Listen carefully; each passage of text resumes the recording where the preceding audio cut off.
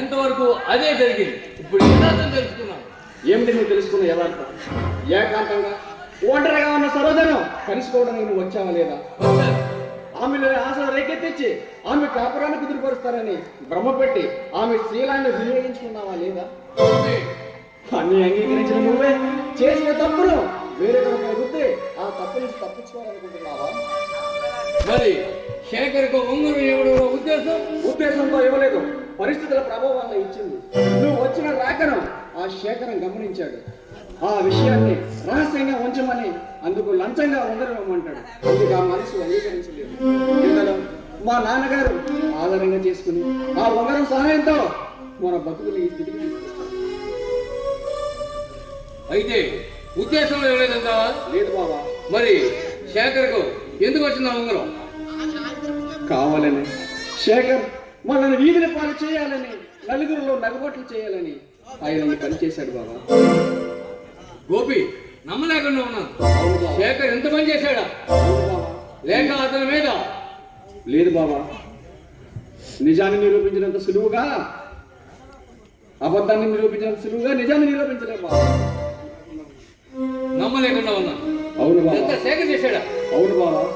ఇదిగో బాబా, నీ ప్రణయ స్నేహితుడు శేఖర్ రాసిన ప్రణయ లేఖ.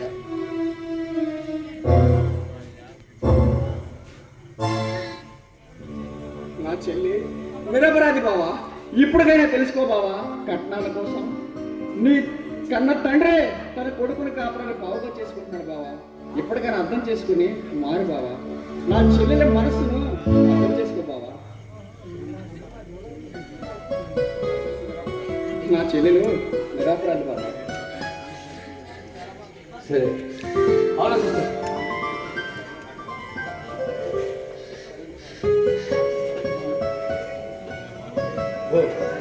అయితే ఇదంతా శేఖర్ కావాలి చేశానమ్మా. నేను వెళ్ళి ఇప్పుడే సరోజని తీసుకొస్తాను. అలాగే చెల్లి బాబు.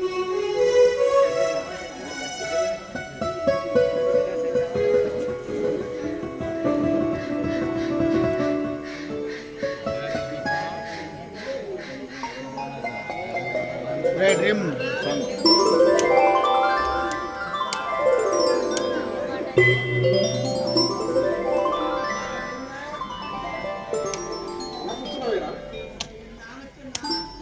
నేను సరోజు ఈరోజు వెళ్ళి తీసుకొస్తారనుకున్నా. సరోజుని తీసుకొస్తావా? ఆ కులగోత్రాల మంట కలిపిన కొలతలు తీసుకొచ్చి ఈ ఆస్తితో గురించి అనుకుంటున్నావా? అలా జరగడానికి వీల్లేదు. ఇంకేనా నీ ఉద్దేశం? అంతే. అంతస్తులుగా గమనించకుండా ఆకారాల వల్ల ప్రకారాలతో ఏదో ఊహించుకుంటున్నావు. ప్రవర్తనలో పరివర్తన కలిగింది కాబట్టి నిదానించి నిత్యం చెప్తున్నాను. ఆలోచించగా ముందు, లేకపోతే ఈ ఆస్తిలో సిల్లి గవ్వకూడదు. ఇటువంటి పాప పూజలు చేసిన నీ కడుపును పుట్టినట్టుగా బాధపడుతున్నాను. ఈ ఆస్తికి అప్పుదారులై ఆ తండ్రికి కొడుకుని అనిపించుకోలేదు. కోరి వస్తున్న సంపద కాలదన్ని కాలకాలం దరిద్రంలో బతక. నాకు కావలసిన వారి దగ్గరికి నేను వెళ్ళాలనుకుంటాను. ప్రత్యాత్తాపంతో తిరిగి వచ్చినా క్షమించను. క్షమించవలసిన అవసరం నీ దగ్గర నుంచి నాకు లేదు. నేను నిదానించే నిశ్చయం చెప్తున్నాను. ఇక నీ మాట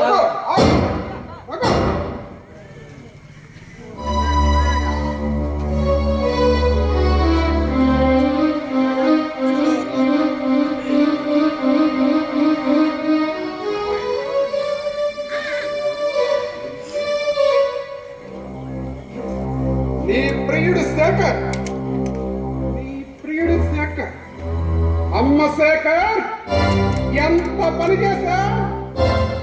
నా కోడలి కాపురంలో నిప్పులు పోస్తావా? పోస్తున్నాను శేఖర్, నీ అంత తేరుస్తాను, నీ అంత తేరుస్తాను.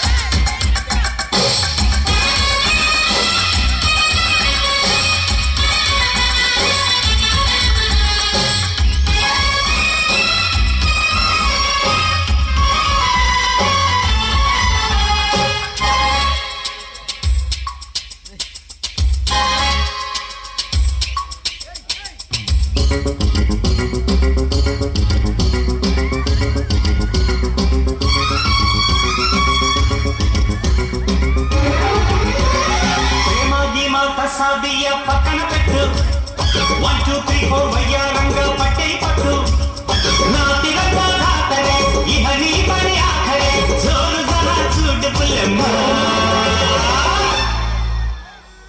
కుకు కుకు కుకు కుకు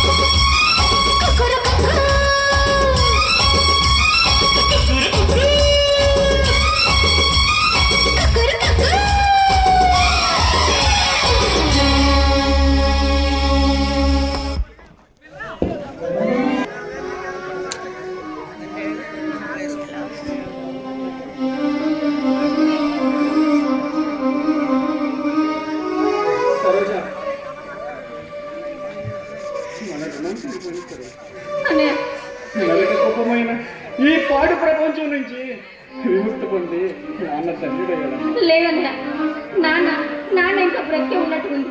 నన్ను సరోజా సరోజా అని పిలుస్తున్నట్టుంది అన్నయ్య. సరోజ చచ్చిన వాడితో పాటు మనము చాలా ఉన్నా ధైర్యం తెచ్చుకొని మర్చిపోవాలి.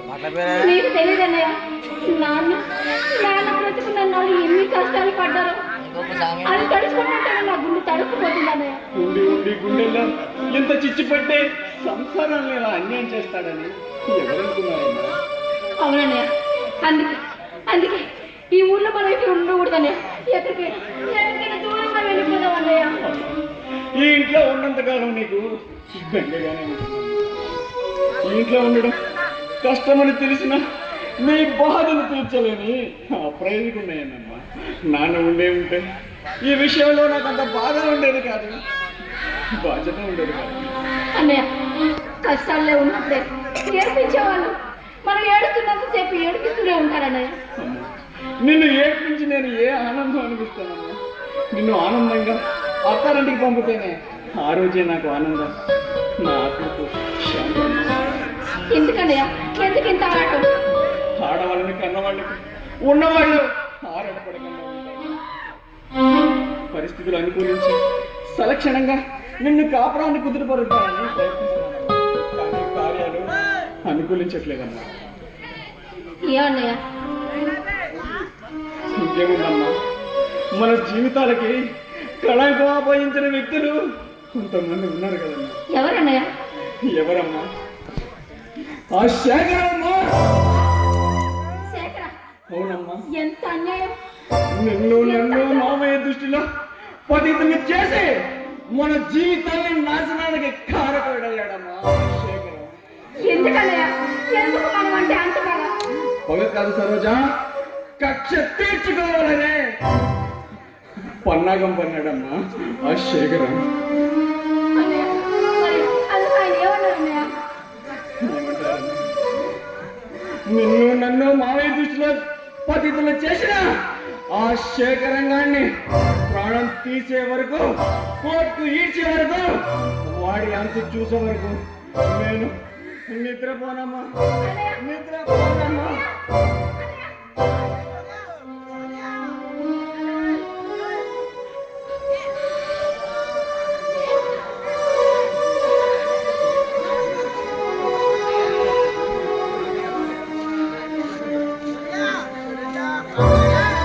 నేనంటే భయం వేస్తుందా? ఏంటి? నువ్వా? ఎందుకు వచ్చావు? నా కోరిక మిగిలి ఉంది కాబట్టి వచ్చాను. కోరిక ఎందుకు? చచ్చిన పాముని ఇంకా ఇంకా చంపడానికా? చెప్పు, ఎందుకు మా మీద ఇలా పగబట్టు? ఏ అన్యాయం చేశాను? నా కోరిక మిగిలి ఉంది కాబట్టి వచ్చాను. ఒకసారి నా కోరిక తీర్చు. భగవంతుడిపైన ఆ వ్రతాన్ని అవతారం నీకోసం తెచ్చాను. మరి అందుకే నా మాటలు శేఖర్,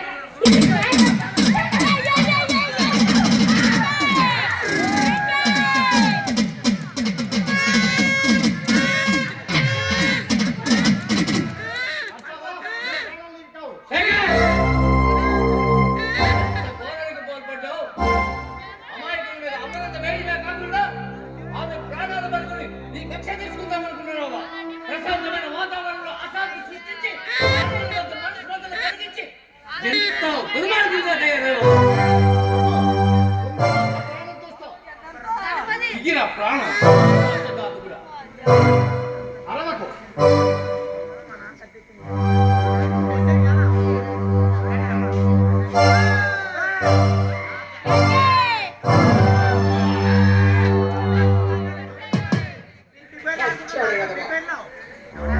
అన్నా నీ జీవితాలు నాశనం అవుతాయి. అన్నా నేను చక్కగా ఉండవలసిన ఈ కాపురాన్ని కోరుకొస్తాను. నేనే చేశాను. చక్కగా ఉండవలసిన అన్నా నేను అక్కడే ఉండాలి. ఎక్కడ కాదు. అన్నా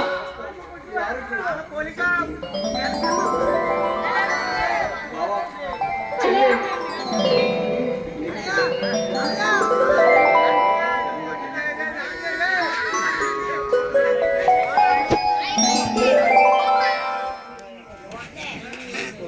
మాకు ఈ అవకాశం ఇచ్చినటువంటి ఎర్వా సుబ్రహ్మణ్య స్వామి గ్రామ కమిటీకి మా ఉదయపూర్వక నమస్కారాలు తెలియజేసుకుంటున్నాం.